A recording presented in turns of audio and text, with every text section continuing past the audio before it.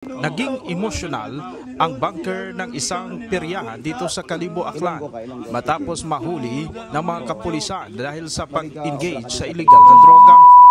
Pakistorya bigay anong tabukay na? Ang ako kasi sayod, sir. Pero gagamit ka sa Wala ko gagamit. Sanguna. Wala man, sigarilyo ko inom lang. Drug surrender ka? Wala ko din mo. Taga diin ka sa Panay. Ilo. At sa lahat ng taga-subaybay sa kanya-kanya nating mga programa, no? Oo. Nagsagawa po tayo ng bypass operation dito sa barangay Old Buswang, dito sa bayan ng Kalibo, at yun nga po, positibo po nating nabilhan ng isang sachet ng hinihinalang shabu.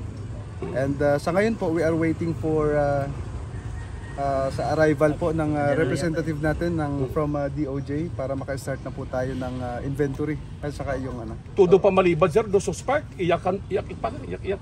Ay, yes sir, normal na. Magkano value, sir, yung sachet na yan? Sir, ano ito 1 gram yung ano natin, yung nabili natin sa kanya. This is worth 8,000 pesos. Malaki ah. Sir, paano sir na-monitor yung galaw ng suspect, sir? Paano niyo po nalaman na nagbibinta sa sir? Sir, we have been monitoring the subject, no?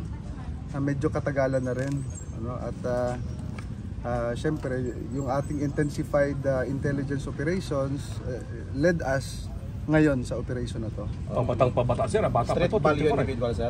Or Yes sir, makonsider natin siguro ito na street value individual. And this is also in line with the directive ng ating bagong upo na Chief PNP, si Sir Torre, ano, na to intensify talaga yung campaign against illegal drugs. Sa metrics natin ang number of arrest. Paramihan. Sige. Paramihan. Kung noon ay, make sure that everything that we do are within the ambit of the law. No? Yung client na sir, ano po sir? Dito lang po ba sa Kalibo, sir? Or sa ibang lugar pa po galing yung bumibili sa kanila, sir? Based sa monitoring po natin, majority talaga dito sa Kalibo. Opo. And syempre dahil ito kalapit na bayan dito sa New Washington, dito sa Banga, and part of Numancia. Galing daw siya sa Capiz, sir. Possible dala niya yung items mula Capiz? We will check, sir, ano, kung doon ang gagaling yung items niya. But yes, sinabi niya po kanina na galing siya ng Panay. Actually, taga Panay sa Capiz siya. And based on our questioning sa kanya kanina, sa pagtatanong natin sa kanya, sinabi niya na anak siya ni certain Alpi. No? Taga dito sa Aklan, sir? Opo, dito na parang ano siya dito, operator po nitong itong peryahan. Yung babae na yan, sino yan? Nanay. Yun ang nanay niya? Okay, So, yeah. accordingly po, parang stepmother niya, stepmother. Yung may-ari ng peryahan, sir, na hindi niya na-monitor na ganito pala, na-engage pala to yung tauhan niya dito sa illegal drugs? Well, regarding that matter po, we will check and investigate pa rin as to yung tatay niya. Bakit, sir, may background ba yung tatay niya? Wala naman. Sa involving din sa ganito? Activities? So far? Sa atin pong record na nakuha, noong 2016, nahuli po yung tatay niya. Ganito rin, sa paglabag rin sa RA 9165. Malamang sinusubaybayan nyo yung tatay hanggang ngayon, hanggang yung anak na pati. Well, lahat naman po, sir, Sir and ma'am, lahat naman po, lahat ng mga nahuli na dati, yung mga nag-surrender, they are still subject for monitoring. Yes. Sir, pangalan ng sir? Suspect natin. Anong pangalan niya? Full name niya, sir? Si alias Ping, sir. Ping. Yes, yung complete name wala pa, sir? Chine-check pa, sir. Actually ongoing. May binigay siyang pangalan, I don't know kung tama yun. Jun Valenzuela. Hindi ko pa po uli nakausap. But yung ano niya dito, yung name niya na nakuha. Alias Ping lang. Yes. Record niya, sir? Baka dati na bypass dito, sir? Or sa record niya doon sa Panay Capiz? So far, sir, negative, wala tayong information kung nahuli na siya dati. Oo. Bata pa to, sir, ibig sabihin, parang bago pa lang ata.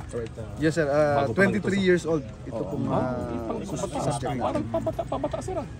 Sir, Yes, sir, kung ma-observe nga po natin, that's why kailangan talaga natin yung maigting na kampanya laban sa illegal na droga kasi sabi mo nga po sir, medyo pabata na ng pabata yung nag-i-engage ano. So we have, yes sir. Dito yung taga-DOJ na sir. May resistance so ba na nangyari sir sa tropa sir? Wala naman sir, no? Naging maayos naman. So far po yung ating Parang may mga galos, ano yun? Natakot, tumakbo pa, wala nang takbuhan na Walang nangyari. takbuhan sir, walang nangyari takbuhan. Hindi ko alam sir kung baka nandito kasi parang kanina baka may ginagawa siyang Ay, malamang. Kagigising lang daw sabi ng suspect. Ang direktiba ng ating PNP chief sir ay paramihan ng huli. So ano ito po sir? Ito na ba ang umpisa ng ating sunod-sunod na paramihan na ito? Version ni General Torre. Ng huli? Sir, yung nasabi ko nga po kanina, since the assumption of our new chief PNP, this is in support, support sa programa ng ating bagong chief PNP, and yun naman pong bilang ng operation na ikakandak natin. Ito po, all operations that we will conduct will be intelligence driven. So that talaga po ito base sa mga reliable information, reports from concerned citizens, and validated din po. Sir, sir, kadulas itong suspect sir during your surveillance sir? Gano'n siya kadulas? Siyempre sir, lahat naman lahat alam naman natin na kapag you are engaging into illegal activities, meron ka talagang feeling niya na talagang anytime po pwede kang mahuli. So talagang medyo maingat po sila.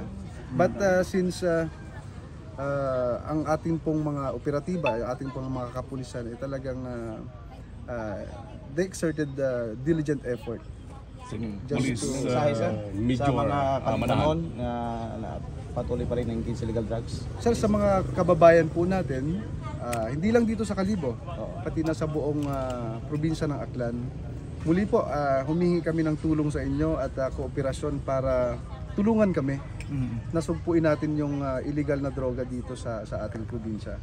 At sama-sama po tayo dito sa ano natin ito, sa adikain natin ito. Sir, kahapon kasi unang umupo yung PNP chief natin. Any reaction siguro ikaw pa rin unang official ng PNP natin, matanong natin, cleansing na hanay ng PNP sir. Any reaction? Police Major Manahan sir? Sir, Open kayo or natural po yan sir, bilang pulis dapat talaga maayos tayo at ginagawa natin ng mabuti yung ating tungkulin bilang isang pulis. Normal po yan. So we support the programs of our new chief PNP. yun ang mga kasagutan ng ganda dyan. Sir, thank you so much. Thank you, sir. Police Major, dasok 1 gram.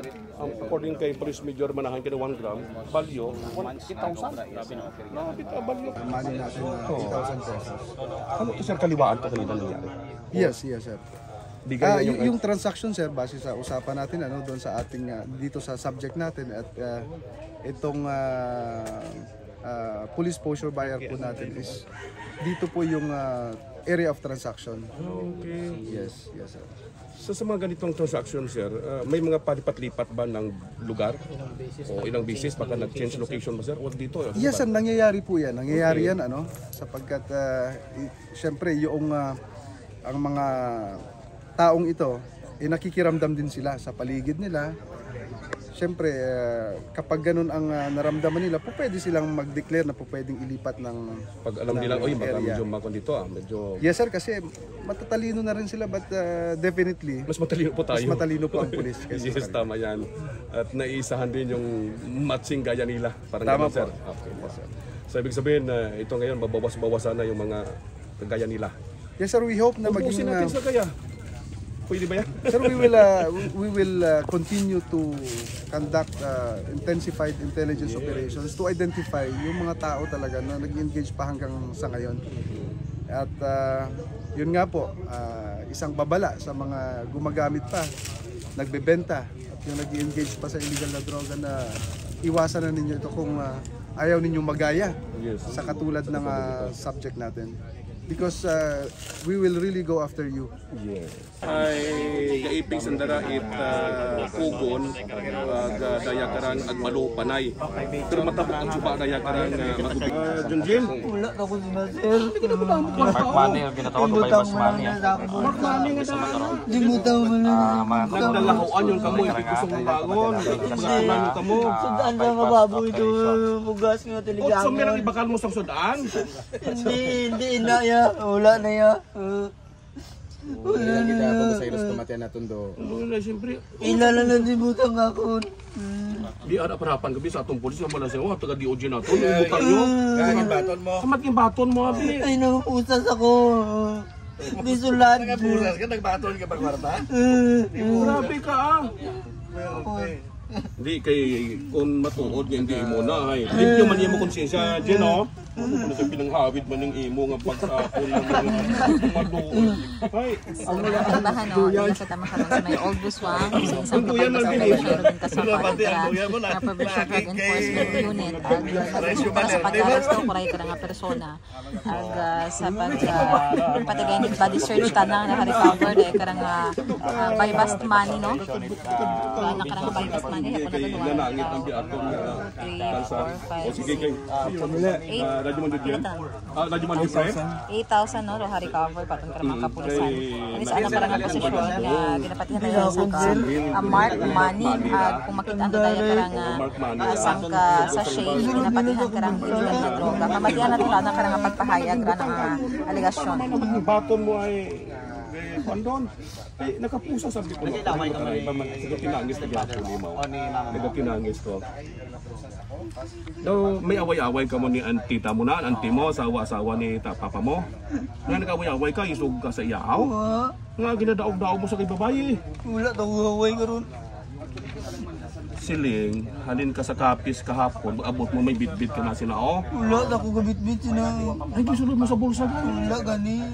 Hindi na ako. Kanya mo lang ginagawa sa kapis. Wala na ako na gabot sina.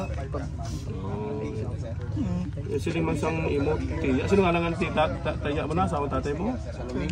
Sa Lumi. Ano pilido? Bilan ba? Ikaw ya, palido mo Valenzuela. Bilan ba Valenzuela?